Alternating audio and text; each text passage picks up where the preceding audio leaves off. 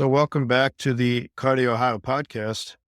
This is Kenny Graywall in Columbus, your host, and I'd like to welcome again a co-host I think you're familiar with, our current president of the Ohio chapter of the ACC, Dr. Ellen Sabick, who's checking in from Cleveland. Ellen, welcome. Thank you so much, Kenny. So we're really excited today to be able to talk about a field we haven't had the opportunity to address so far in our series, which is the growing field of cardio-obstetrics. This is something all of us in general cardiology deal with as a consultant or on our inpatient wards, but it is a growing field, and we're fortunate, luckily today, to have a couple of cardiologists from here in Central Ohio who, amongst their various interests, specialize in cardio-obstetrics. I'd like to first welcome Dr. Lauren Lassinger. She's here in Columbus at Ohio State University. She's part of the adult congenital heart disease program there. Lauren, welcome. And do you mind just taking a minute to kind of talk about your career path that led you to your current position and the breakup of your current practice? Yeah, sure. Thank you so much, first of all, for having us on. And I'm excited that you've chosen cardio-obstetrics to talk about, because it's definitely a growing field. Although it's not a new field, it's something that, as you mentioned, that we've been doing for a very long time, even preceding me. But it's becoming much more of a formal field. And I think anybody getting more education in this can only be helpful. So I wouldn't say I went into cardiology training thinking this was something I was going to do, but got exposed to it just through my training in adult congenital heart disease, because a lot of our patients, as you know, are younger women of childbearing age, and a lot of them have pregnancies successfully, even in the most complex cases. But also, as part of that, our program at Ohio State, the cardio-obstetrics program, has really existed for a long time under the umbrella of adult congenital heart disease. And so as part of that, I got training in taking care of women with cardiomyopathy and aortopathy and other things. And really, I came out of fellowship not thinking it would be a big part, but I realized as a fellow sitting at a table during these meetings we have, and I recognized at that time that I was the only woman in the room having conversations about these women and their care plan who had actually given birth to a baby. And so I felt very connected to these women, both professionally, but also personally, because I'd been through what they were going through. And so that really has been a part of my career that has evolved. I'm now the director of the cardio-obstetrics program at Ohio State. And it's something that I'm really passionate about, both care-wise and then teaching others. Well, that's great. And we're certainly happy to have you on the program and happy to have you as a resource here in Central Ohio. I'd like to also introduce our second guest, and this is someone I've had the pleasure of working with since 2016 when you joined Ohio Health, and that's Dr. Sharon Roble, who is based in Mansfield, Ohio with Ohio Health, but also works here in Columbus as well, and is well known at Ohio State as well for your training. Sharon's a cardiac imaging specialist, but also runs the adult congenital heart clinic here at Riverside Hospital. Sharon, welcome. And can you let us know a little bit about your path as well that led to you to Central Ohio and your current position? Thanks, Kenny. And thank you for having me on today. I appreciate the opportunity to talk about this, as this is my favorite group of patients to take care of. So I have been a cardiologist now for 19 years, and it's been a great journey to see how adult congenital heart disease training has evolved. When I first started, we had to do both adult and pediatric training. So as we did that, there was some exposure to pregnancy, and that's really where I got interested in the field. It was very interesting because for a long time, women were told by their pediatric cardiologists to not even have children. And it wasn't uncommon that they were actually told to undergo permanent sterilization because it was just too risky for them to have children. And it really shocked me in my training to hear that.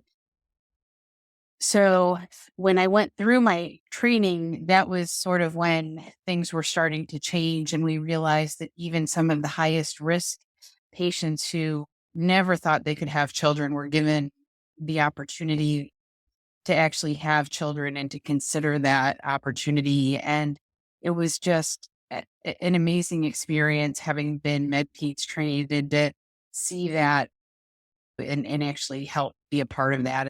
So when I finished my training, I actually came back to Central Ohio and joined the adult congenital program at OSU and really helped with that program. And it just really took off there. And we continued to develop that program. And when the opportunity came over here to help develop an imaging program with another colleague of mine, I took that, but still wanted to be a part of the pregnant population. And it was certainly a need here as well, as many patients wanted to deliver in the Ohio health system. So I was a good opportunity to come here and continue with that patient population. And Lauren and I continue to share patients when they want to deliver one place and they're followed another place. So it's just a great population to work with. It should also be stated that the program that I am currently involved with is really built by Dr. Roble. So I have the benefit of just kind of taking over everything that she built, which is, it's an amazing and a robust program at Ohio State, thanks to her.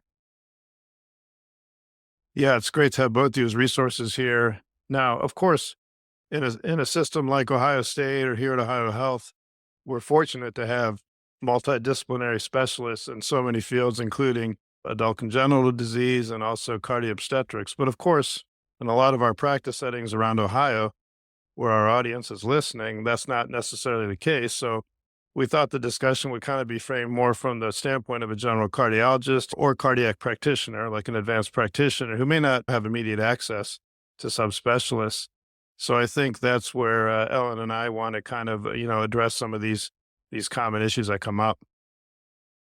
So, Lauren and Sharon, we are so lucky to have you here today for this discussion.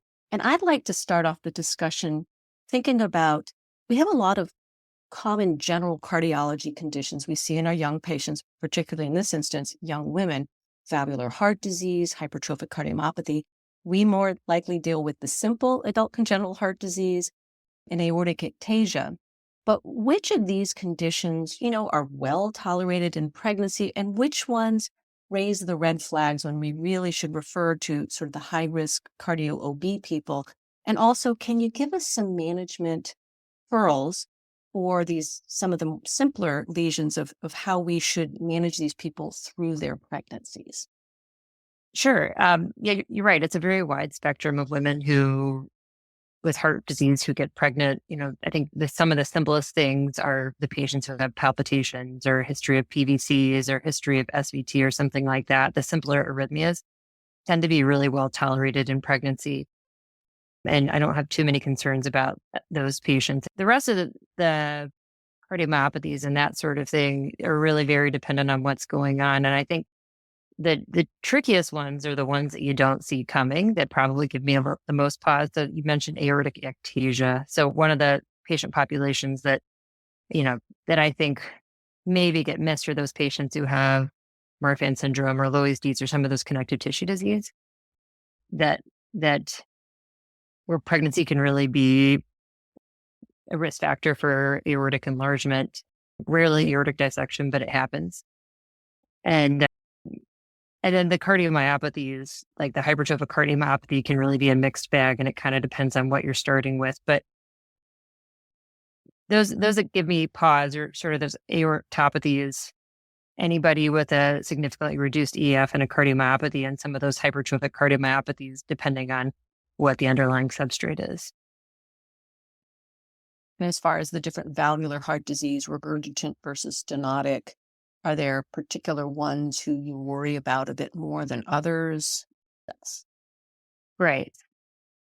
Anybody that doesn't have severe valve disease tends to do okay in pregnancy.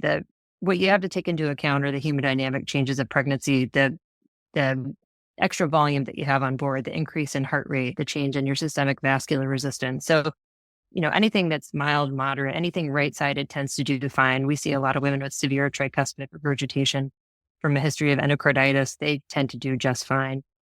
It's the left-sided obstructive lesions that can get you into trouble. And then, so aortic stenosis, mitral stenosis can definitely get you into trouble. and oftentimes even really significant mitral regurgitation if you have a sort of primary mitral valve disease. Just because of the hemodynamic changes of pregnancy after delivery, there's a lot of changes that happen. And so some of those, but anything that's kind of mild, moderate, anything right-sided tends to be pretty well tolerated. Wonderful. Thank you. I think it's important to also think about the symptoms, not just, or the conditions, not just during pregnancy, but during labor and delivery as well as after. So we have a problem in this country with maternal mortality in pregnancy, and it has to do both with acquired and as well as congenital heart disease. But certainly we need to think about those things. So whenever I assess a patient that comes to me, I think about, okay, how do we manage them during the pregnancy, during the labor, and then afterwards as well. And I make sure that as I outline a plan for them, I address all those issues, because my biggest nightmare is that they go home and something catastrophic happens after they deliver too. So we're not done after they deliver. We have to think about how do we manage them afterwards as well, because as Laura pointed out, there are a lot of hemodynamic changes that happen after delivery. The biggest risk is not the pregnancy and it's not the delivery. It's actually it may be the week or two after they deliver as they go through the postpartum changes. So some may need to stay longer in the hospital for that. So I think it's thinking about all those things when we talk about managing these patients. And I think that the other thing we need to think about is maybe they only have to see the cardio physician once or twice just to help kind of outline that. It may not be that they necessarily need managed throughout the whole pregnancy by that person, but I think it's helpful to say, well, let's at least have one assessment and figure out where do we go from there. Because it, as Keanu pointed out too, it's a multidisciplinary team. So we have to find out what the OBs are comfortable with too at those local hospitals. Because sometimes what I think could be managed at a local hospital, the OBs don't feel comfortable with this either. So I think open lines of communication are also important. So on that note, Sharon, in a pregnant patient, say with mild to moderate valve disease, for example, or perhaps mild aortic ectasia, in terms of imaging during pregnancy, are you usually relying on a change or in symptoms to warrant imaging, or is there a role for any kind of routine monitoring? Because I know there are challenges, of course, with imaging in pregnancy.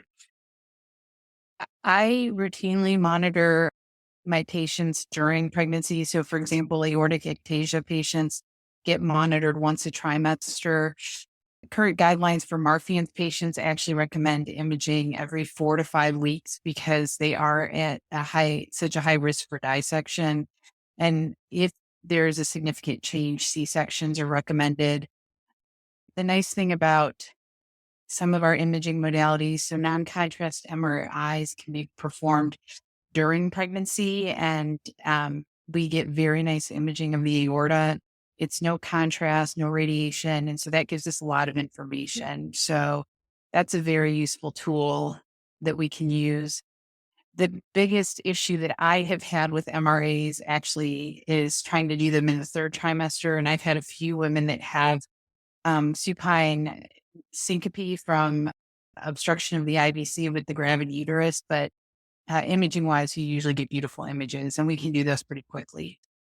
Wonderful. You also talked a little bit about sort of mode of delivery when C-sections. Lauren, could you touch base with us as far as when do you all get involved as part of the planning of can patients push? Do they do a vaginal birth? When do we recommend C-sections?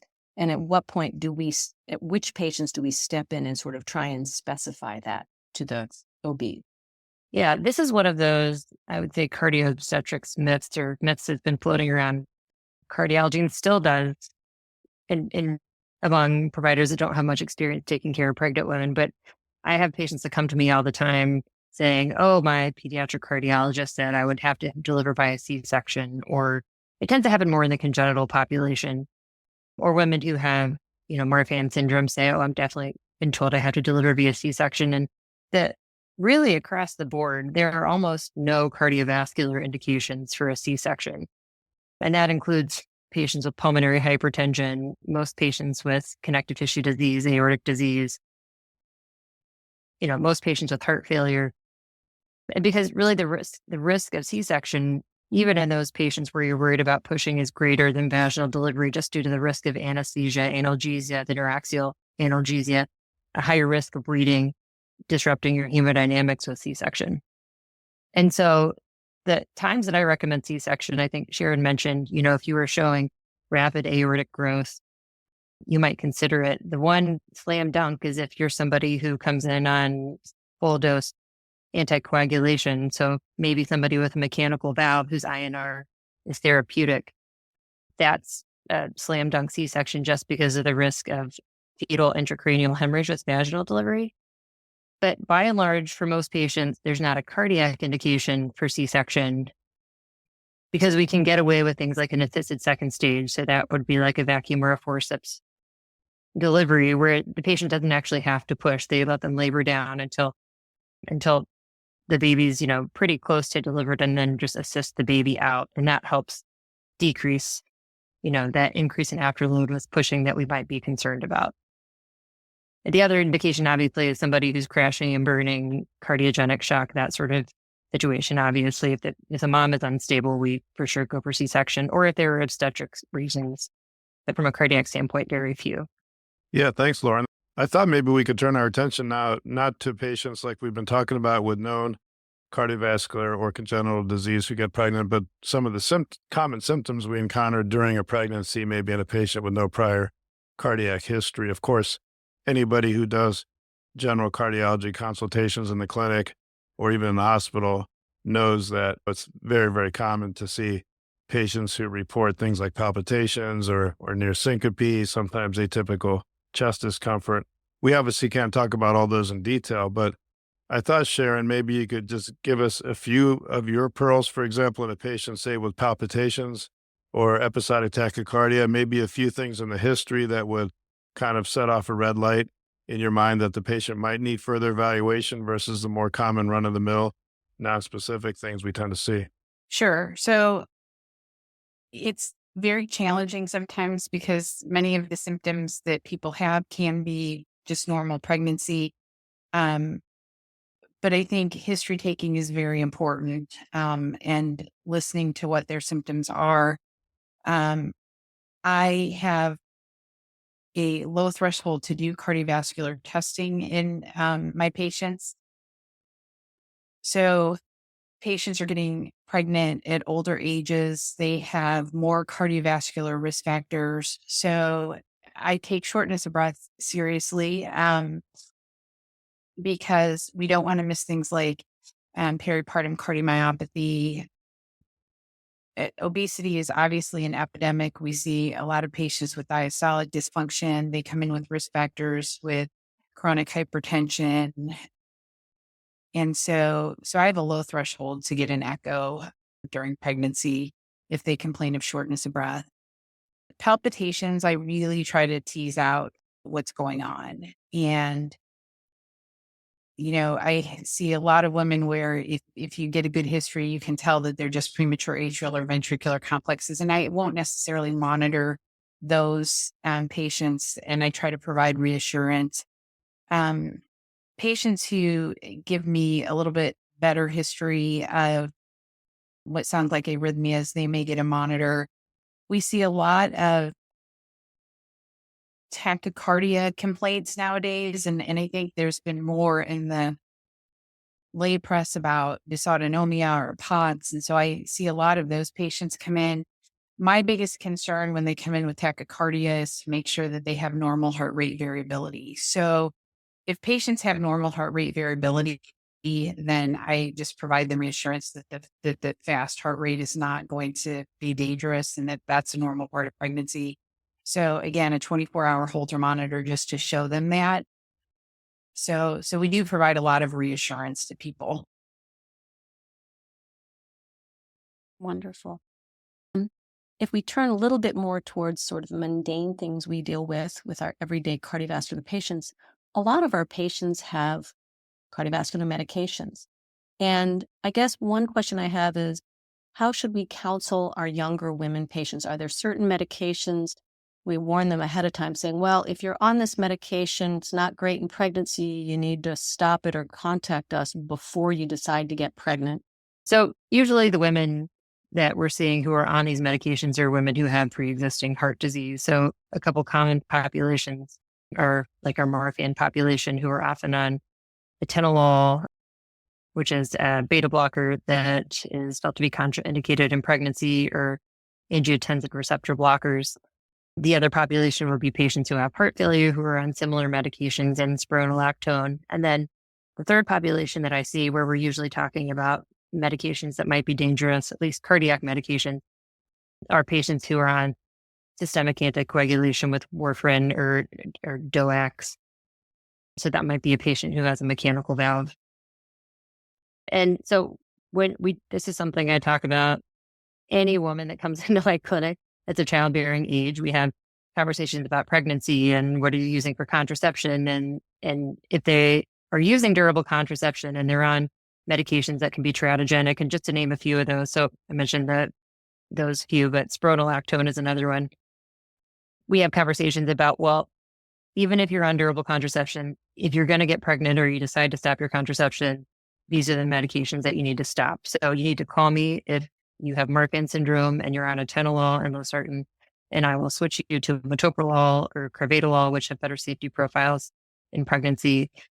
Warfarin in particular is a tricky one because obviously if you have a mechanical valve, you need to stay therapeutic. And so if you're trying to get pregnant, we don't want to mess around with your anticoagulation until you're confirmed to be pregnant. But warfarin, if you are on more than 5 milligrams a day in the first trimester, is teratogenic. And so what I typically tell those patients to do is to take pregnancy tests regularly if they're off contraception. So maybe once a week, check for a pregnancy test if they're actively trying to get pregnant. And the second that pops up positive, call and we'll switch you to Lovenox.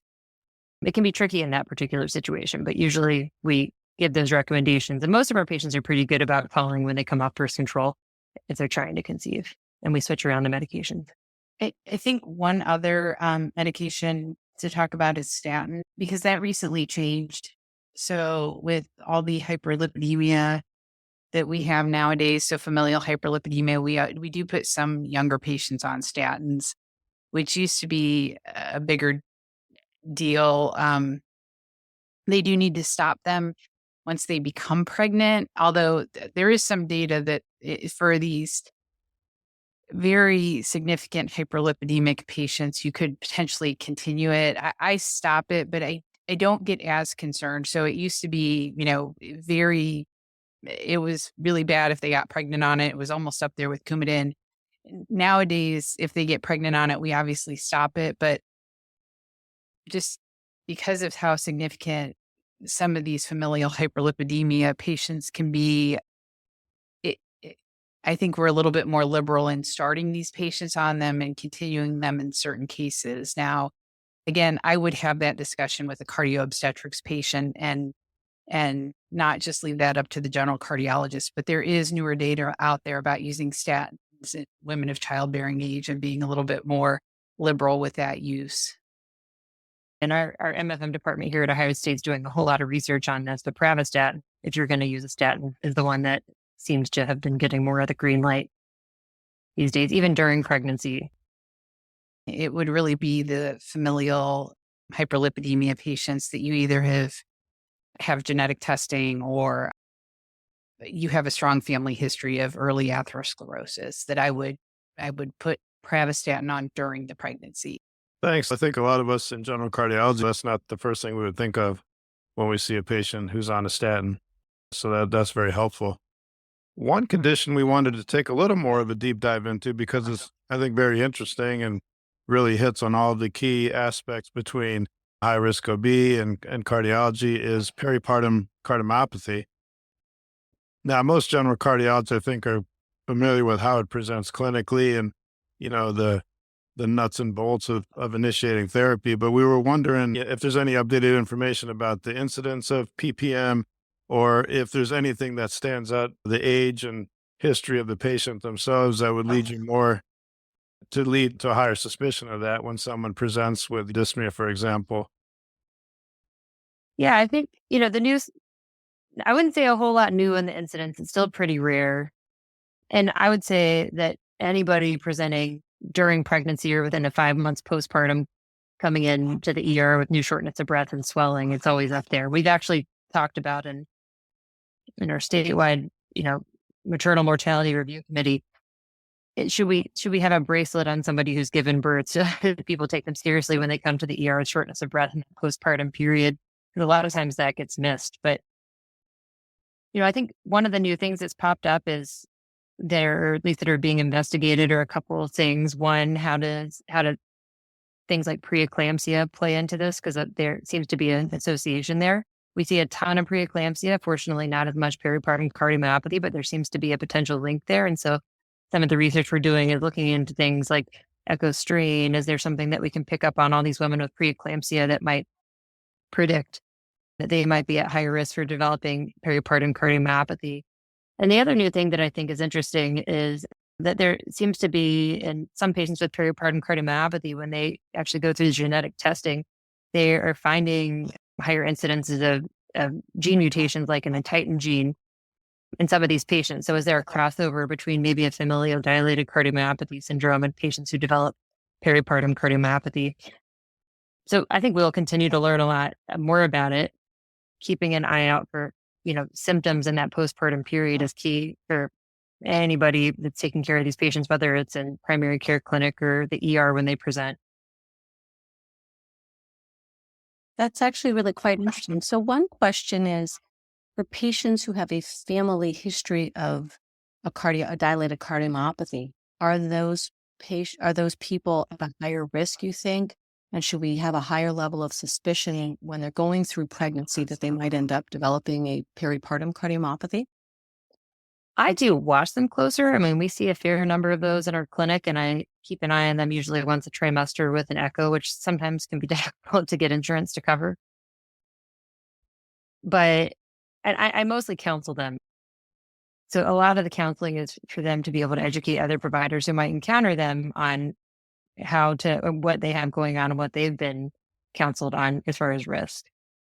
There's also a subset of patients who may not meet full criteria for preeclampsia, but they have volume overload. And those are a subset of patients where they may incorrectly get labeled as peripartum cardiomyopathy, and they get referred to us for, pre-pregnancy counseling. They had peripartum cardiomyopathy, but when you really dig into what happened, it is more they didn't tolerate these postpartum fluid shifts for some reason. And I think, they're technically didn't have systolic dysfunction, but it may have been a component of diastolic dysfunction. And I don't think we quite know yet what that means.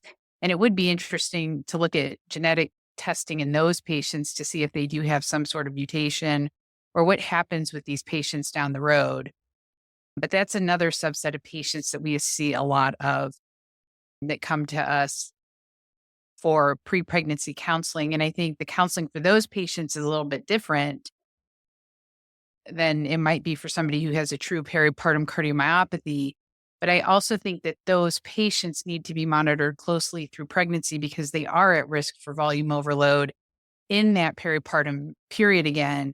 Sharon, I'm glad you brought that up because in my experience on the consult service, that's actually a more common scenario than actual confirmed peripartum cardiomyopathy, which is a patient maybe either in the third trimester or even soon after delivery who develops pulmonary congestion that's not severe, but enough to warrant diuretics. And everyone is expecting a low EF. And of course, the echo looks fine or maybe impaired diastolic filling. So I'm glad you brought that up because I think a lot of times we don't know what to do with those patients or what we should label them as. And it sounds like they might still be a higher risk group is what you're saying. But that label is so important. And that was the point I was going to bring up because as far as counseling on subsequent pregnancies, there is a big difference in how you counsel somebody who has true peripartum cardiomyopathy with a reduced EF compared to somebody who had volume overload.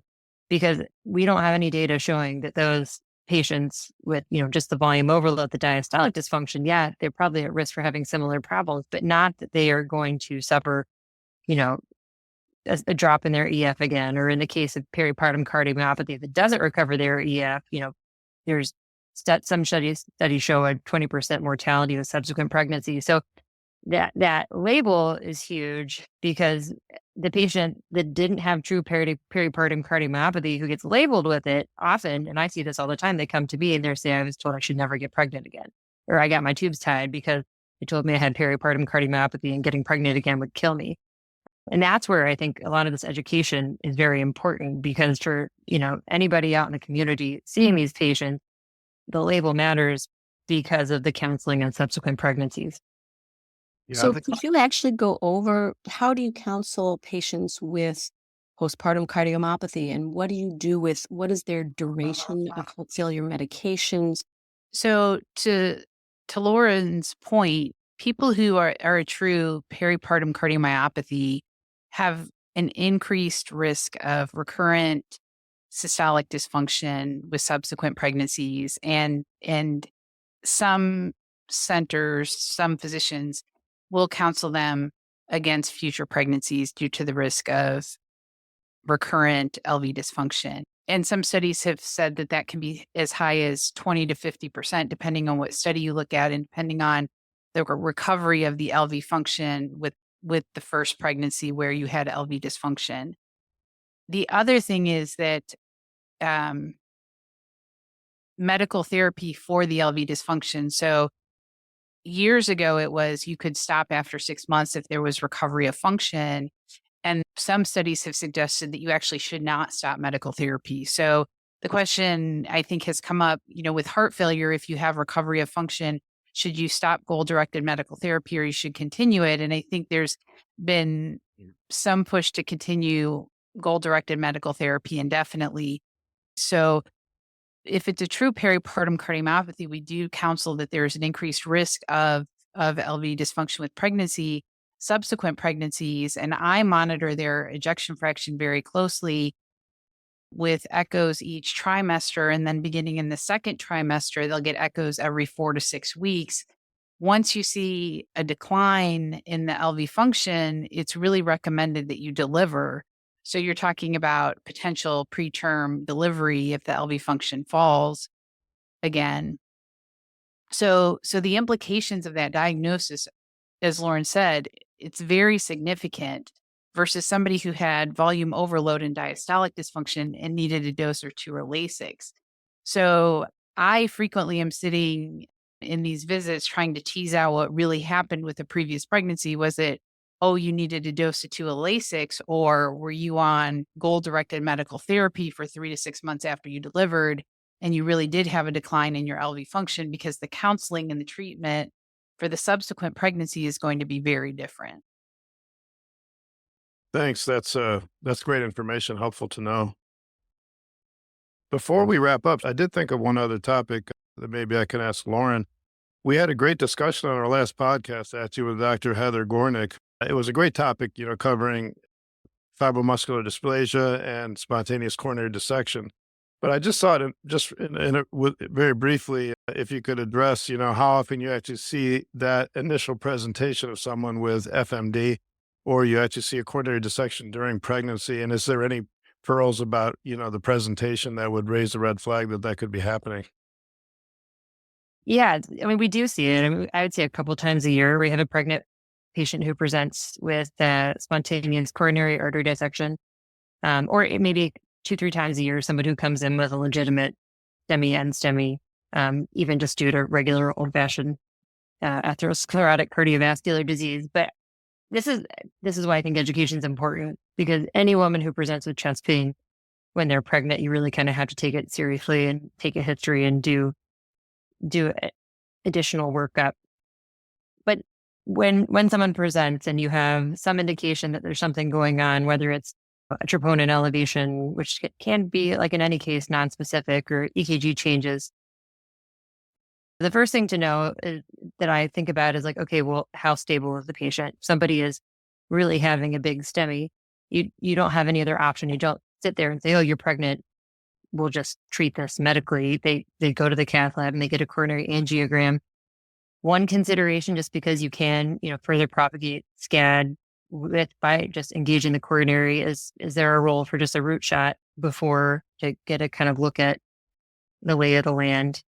In general, we don't intervene unless somebody has a very high risk lesion or is unstable. But I would think about it. And anybody that comes in with chest pain and a troponin elevation, how you proceed a lot depends on how significant that elevation, what are their ongoing symptoms. So, it's especially in that first month postpartum, the vast majority of pregnancy associated scan actually happen postpartum in that first month.